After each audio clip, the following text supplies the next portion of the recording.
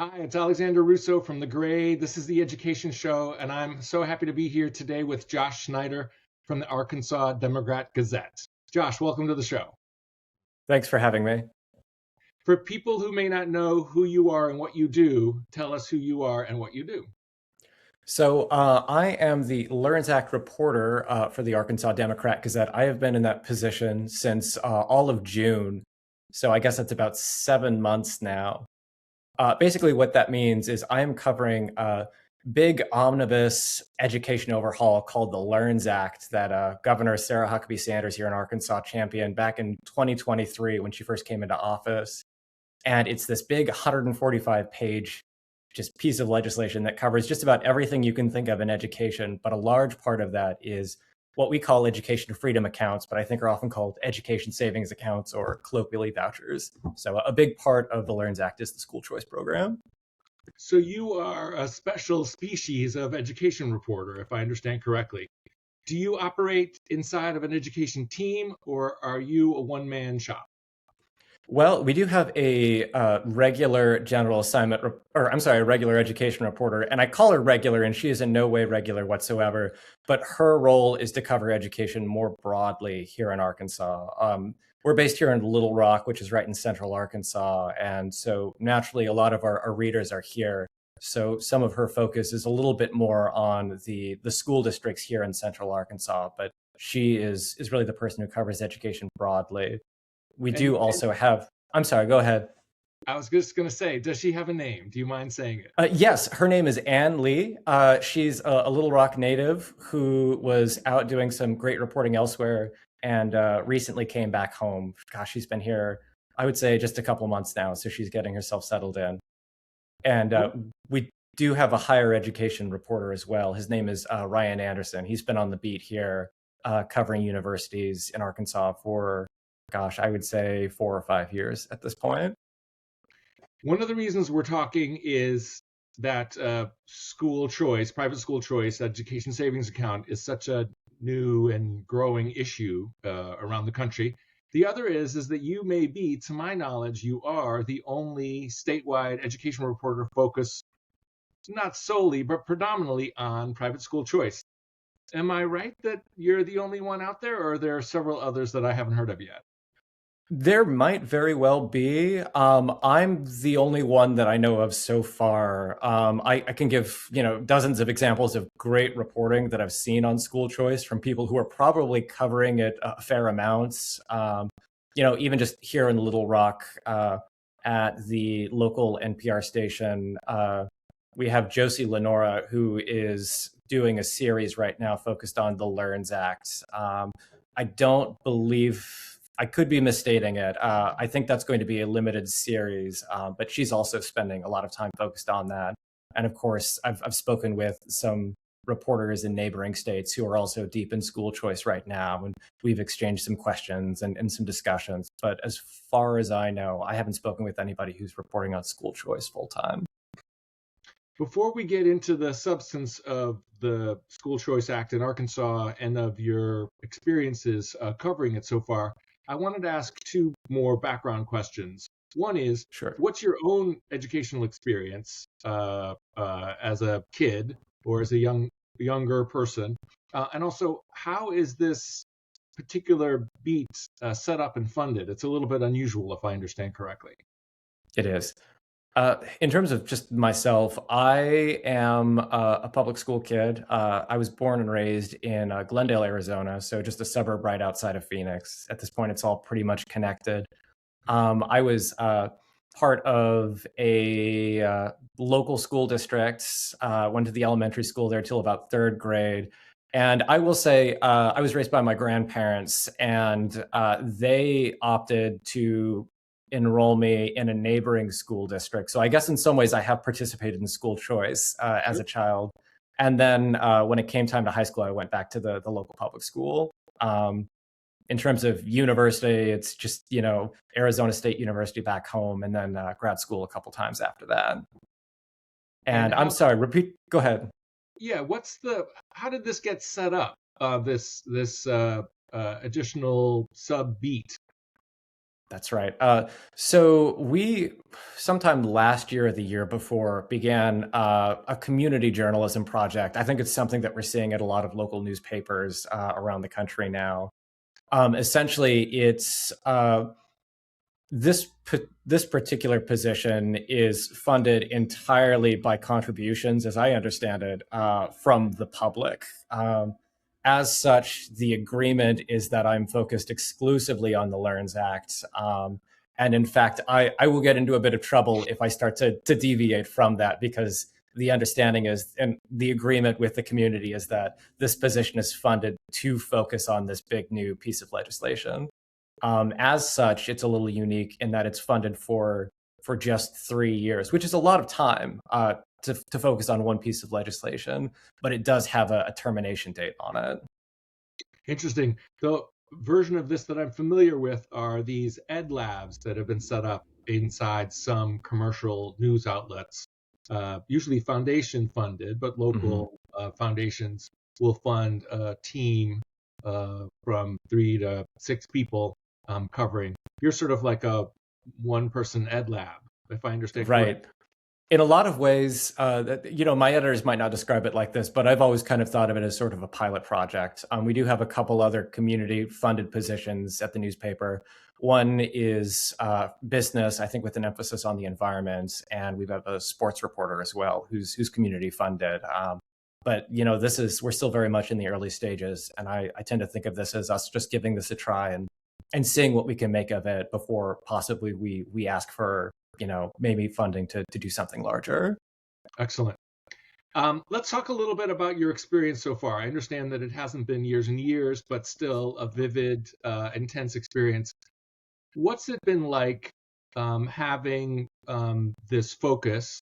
What have been the strengths of the focus? What have been some of the challenges of being focused on a single piece of legislation? In terms of strengths, I think it's been nice to feel a little freed from the pressure of working at a daily newspaper, producing stories almost daily.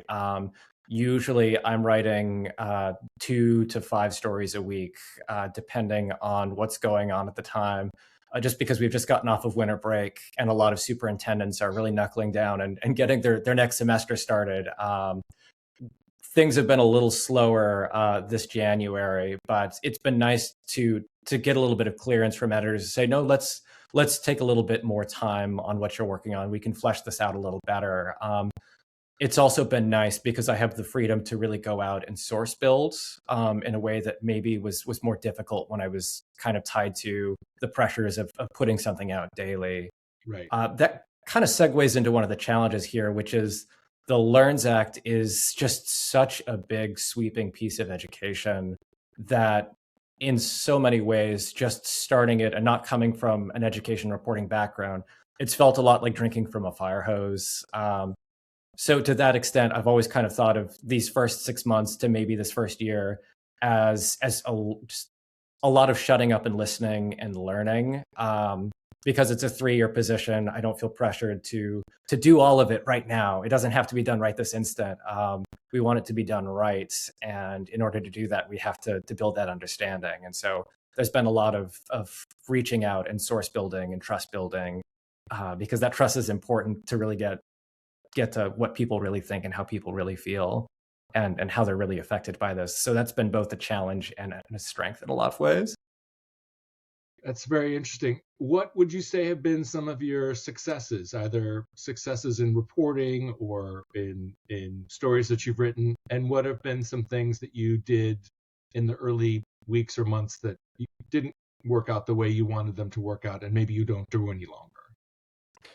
I'm going to start with that second question, if you don't mind, because that's the one that came to mind the first. It's the easiest. We're always so hard on ourselves as journalists. Before this position began, I had created a lengthy action plan for the 3 years. It was basically just like a program plan for these first 3 years. And it was long and complicated, and it looked like something the Zodiac Killer could have put together. And it was a great idea in theory, and as is often the case with programs, it's often much more complicated to implement that. Fortunately, I kind of suspected that in the beginning, and so I've given myself a lot of leeway in terms of doing that. But watching a lot of the things that I'd hoped to accomplish just kind of slide by and get put off for a month or two, or sometimes three. That's been a bit of a challenge, and so perhaps if I was able to go back in time and do it all over again, I might have scaled that down and made it a little bit looser than what it was. In terms of strengths, though, or things that I've been very proud of, it's not a story per se, and I will get to a story or two, but one of the things I've been the proudest of is being able to, I feel like I've been able to thread the needle in terms of building trust with some very diverse communities here, in terms of, because this is covering not just what's happening, but also an education policy, a piece of legislation that requires rules to be written at the state level, and that bureaucracy.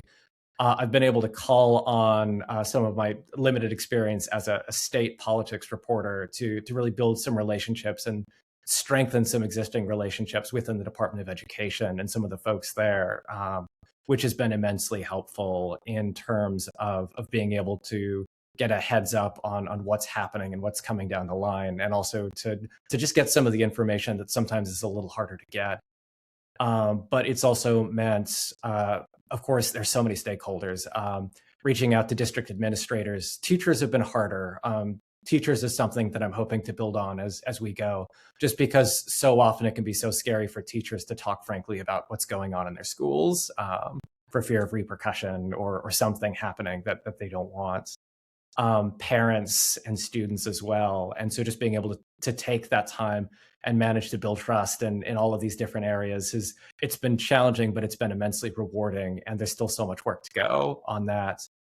In terms of stories, there's one that we published recently within the past couple of months that I feel had been kind of a long time coming, in that just about every state that has one of these education savings accounts programs, there's always the question of, okay, but what are people spending that money on? And here in Arkansas, of course, I had to spend some time looking at that, and some of the things were a little bit more interesting. And I would say that the folks who purchase these things could certainly have some justification for them, and I wrote a follow up on that. But it was enlightening to see just the sheer diversity of things that people were spending their voucher money on. And maybe it's incorrect to call it a voucher. I guess it would be more accurate technically to call it an education savings account, because homeschool families can also get roughly $6,700 to spend on their kids' education per school year. And so a lot of those things are curricula. Curricula can be very expensive, but we're seeing just a broad, diverse group of curricula there that I'd like to spend more time on. But also we're seeing things that were a little bit more unexpected to me. Things like there's a company based out of California that builds luxury pet houses, as it describes itself on its website. And it took a little bit of further digging to understand what that was, because we didn't immediately get the details on it, just that it was something purchased that was at a fairly high cost from this luxury pet house company. And it turns out what it was a chicken coop. And the reason the family had given to the state for approving this chicken coop was because they were hoping to really give their kids a hands-on experience in terms of agriculture and in raising and caring for chickens, and the life cycle of all of them and that sort of thing. And that, reporting on that sort of thing, I think also kind of has really brought to the forefront the question of what are Arkansans okay with taxpayer funds going to fund other people's educations? And naturally, we have a lot of folks who feel very strongly that their kids' education is their own, and they should be allowed to educate them however they want. And there are others who say, well, yes, to a certain extent, but maybe we should put some guardrails on that. And then, of course, we have opponents of school choice who feel very strongly that we just shouldn't be doing this altogether. So being able to report on this, I think, really brought that discussion out in a way that maybe hadn't been there before. Right. It's interesting to hear you talk about this, and it makes me realize that there's some recognizable tropes about school choice programs and school choice coverage Right. that even I, the casual observer, can recognize. The the chicken coop, what are they spending their money on? Is I'm going to call it a trope at this point. The Hmm. cost of the programs, the administration of the programs, the makeup of the people who are participating in the program. Um, it can end up seeming, frankly, very polarized and very superficial. Um, Right. how do you try to avoid, even though you're focused on this law, how do you try to put what's going on in context so that we aren't sort of blinkered when we look at these programs? That's a difficult one because it is so easy to fall into the tropes, and part of it is just trying to be direct and transparent when I'm talking with people about this. A lot of it is just shutting up and listening, kind of like we talked about before, and giving people a chance to express themselves. But really, at the same time, a lot of it is just being there to understand just how nuanced all of this is. And that might sound like a cop out to just be like, oh, like you just have to understand it's more complicated than it seems, because that's just how it is in journalism all the time. Uh, But that's the case. And a big part of being able to demonstrate that is to, and I got a bit of fair criticism for this. But it's to make sure that you follow up on things, right? Like I had information on what these purchases were in a very broad sense, and we did report on that. But it was also important to me that I get further details on, okay, but what's actually going on here? It wasn't clear who had purchased this. I didn't have the information on who it was, but I did know that I could get from the state, the reasons that they gave to the state for purchasing this. And so I immediately went to work on saying, okay, what were the reasons that were given to you? And so then I got a chance to go back and follow up and say, well, this is what they said about what it was that they were purchasing. And I think that really adds some nuance here to better understanding, even just with our limited understanding right now of what's actually going on here. And because this is a 3-year position, I'm not stopping here. A big part of my focus going forward is just on building these relationships with homeschool families, especially. Private schools, it's a little easier, but I think with homeschool families, there are so many groups with so many diverse thoughts and feelings and opinions. And oftentimes they can be distrustful of the media because of that stereotypes and those tropes that you've talked about. And so I'm kind of fighting my way upstream to build relationships with them so that I can really portray in a more thorough way what's going on here. right. I think it makes sense that I've gotten some flack, like I mentioned, and I think some folks in the homeschool community are frustrated with my reporting, and they feel like they haven't been listened to. And I think that's fair, and I think it's very real. I do try to explain that also this is a work in progress, and no single story is ever going to tell the full story. And working with them to help them to trust that we're going to be coming back to this again and again so that people can really understand the full picture of what's going on here in the full scope, because it's never as simple as it seems. One I of don't know the if that things answers your. It does. It does. One of the things that I've been happy to do is to talk to reporters who've been able to get a look and take readers inside of some of these non-traditional arrangements, because it's fascinating to me, and also because coverage that doesn't tell you what the coverage is about sometimes can start to feel fearful or just abstract. Have you been able to visit, zoom in? Have you been able to get for yourself and to give your readers a peek inside some of the homeschool setups, some of the established schools that are participating?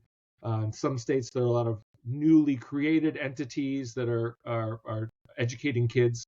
Have you been able to do that yet? Where do you put that on the priority list if you haven't? It's high on my priority list for this year. Not to go into the huge specifics or anything, but I think the first 6 months or so we kind of viewed as this is a giant 145-page bill. Let's focus on what's in it and help readers to understand just the sheer basics of it. And that also gave me some time to help build some of these relationships. So I am currently working with communicating back and forth with a woman who's homeschooling her family out on a farm not too far from Little Rock. And I've been very excited about going out to spend some time with them. It sounds like I'm hopefully going to be able to spend the better part of a day with them, really embedded in what's going on there, and hoping I can, if they'll tolerate me, I'm hoping that I can make a couple trips, because one trip never really fully portrays ever anything. But one also, trip is better than none. And you're absolutely right. For so many people who came up through the traditional system, private school's choice is this black box, and it can seem very scary. In my dream of dreams, you get to visit the people who bought the chicken coop, and see what's going on there, because it's probably not as simple a story as it might seem on paper. Absolutely. It absolutely not as simple as it seems on paper. And that is one of the nice things about social media. There are some things occasionally, and one of them is that there are a lot of Facebook groups that homeschool families put together, because it's can be such a collaborative thing. And so at some point I'm going to be seeing, once I've built some comfort in there, I don't want to just go in guns blazing being like, who bought this thing? Because I don't want to scare people away or make them feel like they're being targeted. But I hope that through that, because Arkansas is not really that big, if I start asking some questions, I can probably figure out which family it was. And in the meantime, there's also micro schools is another example of a homeschooling adjacent community. There's one school in particular out in Star City, Arkansas, that I've really enjoyed speaking with some of the folks out there, and I'm hoping to do a visit. The LEARNS Act also covers school transformation, which is a little outside of the school choice purview, but there are 2 districts in Arkansas that are currently undergoing that transformation, and I've got a standing invite with one out in East Arkansas that I hope to visit this year. And if not visiting the second one this year, then absolutely I want to the next. So we've got a bunch of different visits that are getting lined up. It's just a matter of finding the dates to do it, and that is a priority. And I'm glad that you're mentioning that. I'm glad to hear it. I'll be eager to see that coverage. There's too little, according to me, too little in-school coverage, whether it's private or public these days. I know it's enormously difficult, but it's also one of the unique values that education journalists can provide, a firsthand, independent look inside a learning environment. I wanted to ask you a little bit about surprises, misconceptions, yours or other people's. You've been doing this long enough now to know some things, but not so long that you have forgotten what you thought before you got started. Are there surprises when it comes to Arkansas's school choice program, or misconceptions that you or others have had that you've realized or encountered along the way? I'm going to take a second to think about that one. Not too long, fortunately. I just don't want to repeat some of the same things. A lot of it has had to do with just the nuance and the complexity of it. Right? We always know that. Go ahead. Tell me a little bit about nuance. For example, the stereotype about school choice programs is that they serve people who are already in private schools, predominantly white and wealthy and religious. Is that entirely, predominantly, or not really at all the case in Arkansas so far? That seems to be holding true here in Arkansas, which, again, this is, one of those things where there are almost certainly going to be complexities beneath it, but it just at first blush here in the first 6 months or so, that's what it appears to be.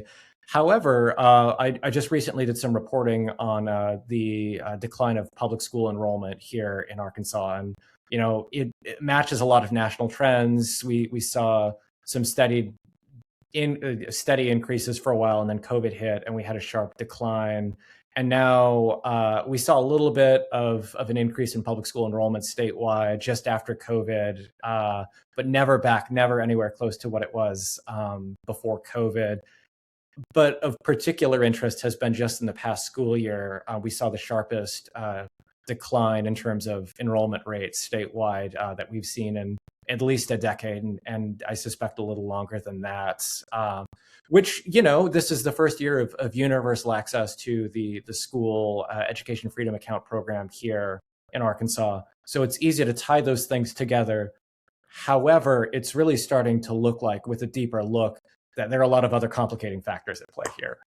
Going back to the complications, we've got birth rates declining, which I know everybody has talked about. We have just a bunch of different factors like that. I have to say that the birth rates declining is a big part. There are some other questions that I have that I haven't yet answered, but I'm looking to get the answers to. But that's been a big one where you would think, oh, this is obviously because of school choice becoming universal here in such a big way. And actually, that isn't necessarily the case, and maybe isn't even likely the primary driver here. You mentioned the national context, and I wanted to ask, where Sure. does the Arkansas school choice program fit in nationally? Is it early or late? Is it big or small? Is it narrowly written or entirely unregulated? Where would you place it in the pantheon, for lack of a better term? Well, I would say that it probably is pretty high up in terms of maybe trying to think of the best way to put it. Maybe what folks who are proponents of school choice would want in a school choice program. Just this morning, I got a news release from a national think tank or policy organization, advocacy organization, that ranked Arkansas school choice program third in the nation behind Arizona and I believe Florida's. I'm going to have to go back and look. I saw it just before we got on here. Okay. And that tracks with what I've seen in terms of national rankings elsewhere. In terms of regulations and how many guardrails are in place, maybe compared to other states, I would say that we've got some pretty loose guardrails in place. Access is universal. There's no income cap in terms of who can participate, or we don't have low income families getting more money than higher income families in terms of the program. But we did see some pushback in the 2025 legislative session where some lawmakers, including the sponsors of the LEARNS Act themselves, who came in and said, well, wait a minute, maybe we need to tighten some of the rules here because maybe people are playing a little too loosey-goosey with this. And that rulemaking has been an arduous and ongoing process for the Department of Education. They'd hope to get those rules in place by the end of last year. And as it stands right now, I believe they're hoping to get those rules in place by May. So, about 6 months off, which is not too bad for government work, but it's still later than they expected. And how about the issue of the operation or the implementation of the program? Has Arkansas had some of the administrative, financial issues in terms of getting the dollars out the door to the right people? Oh, yeah. Let's say Florida. Absolutely. We had, I guess to start off with, I'll talk about the vendor that handles the online platform that everybody uses to get their money and to manage their purchases. The first year we had a group called Class Wallets, and just because of the nature of the contract, that ended after the first year. And the state ultimately ended up hiring another group, Student First Technologies, in the second year of the program. And the homeschool families at large seemed to be deeply unhappy with it, as did the states. And deeply unhappy, sorry to interrupt, deeply unhappy Sure. with Class Wallet or with the new people? Well, with the new folks, Student First Technologies. And that was the 2024-25 school year. So about 6 months in, they got dropped, and the state canceled their contract and they began searching again for a new company. And actually, they ended up choosing Class Wallet, which was the group they had to begin with. And so that was a pretty big struggle. I think it was a big frustration for state officials, but also for homeschool families that were saying, gosh, we're relying on this money to educate our kids, right? Or to send our kids to private schools or to homeschool them. And it's not being distributed the way that it needs to be. We're seeing massive delays in all of this. And as I understand it, things are much better now. A lot of homeschool families say, well, things could be a little better, but they also seem to understand, by and large, that Class Wallet is just getting started again, and it takes some time to fix maybe some of the issues that were created before in the past. Right. That's probably one of the big hiccups. Just briefly, the other big one I would say is just that with the LEARNS Act being such a broad, sweeping piece of legislation that touches on so many different things, implementing all of those things at one time has been a challenge for the education department.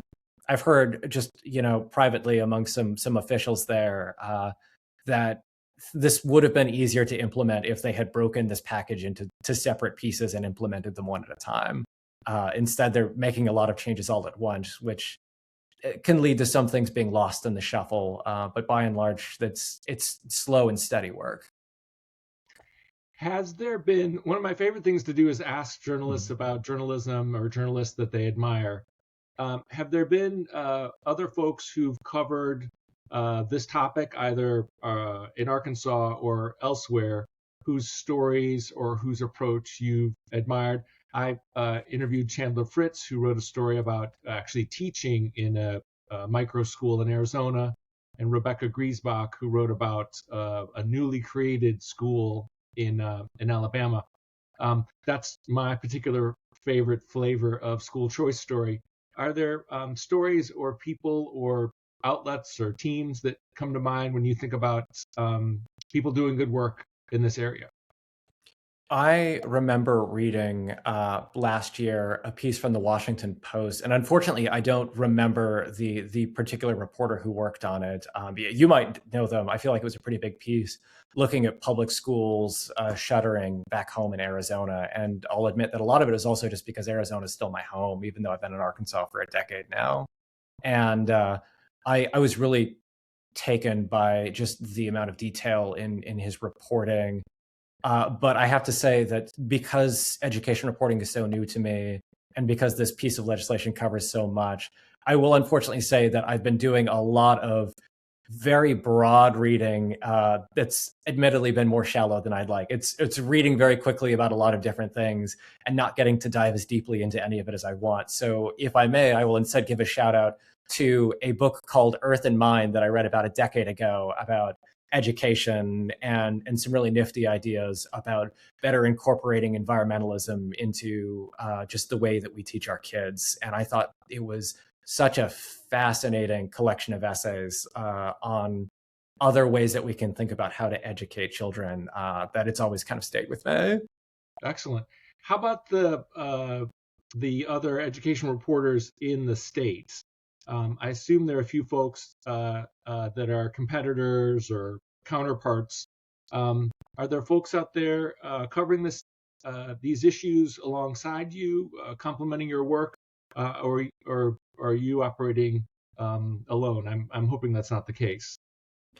Well, in terms of full-time education reporters, I think the Democrat Gazette, and I might be slandering another organization. If so, I am so sorry. But as far as I know, we only have one full-time, well, I guess two full-time education reporters apart from me, and those are at the Democrat Gazette because we're an unusually well-staffed newsroom. Over at the local NPR station, we have Josie Lenora, though, who's doing a great job on her series on the LEARNS Act, and she's very thoughtful about her reporting, and a lot of it is on education. Over at the Arkansas Times, we had a Benji Hardy who has done a really great job of reporting thoroughly. And again, I keep using the word thoughtfully, but he's tends to dive really deep into what is going on with policies here in Arkansas, and a lot of that has been education. But I'm very happy to say that he recently came over to the Democrat Gazette, and he's getting himself settled in as an editor here now. So I'm looking forward to see what he's doing here. Over at the Arkansas Advocate, we have Tess Verman and Ainsley Platt and Antoinette Grajeda. Really, it's a small team over there, and they've all shuffled and covered a lot of beats together and collaborated. And I would say those three together have done a really excellent job covering education in Arkansas. I could keep you here for hours, but I promise not to. I really appreciate you taking the time. Josh Snyder from the Arkansas Democrat Gazette, thanks for being on the show. Sure, and thanks for putting up with me. It's always nice. Not at all. Thanks again.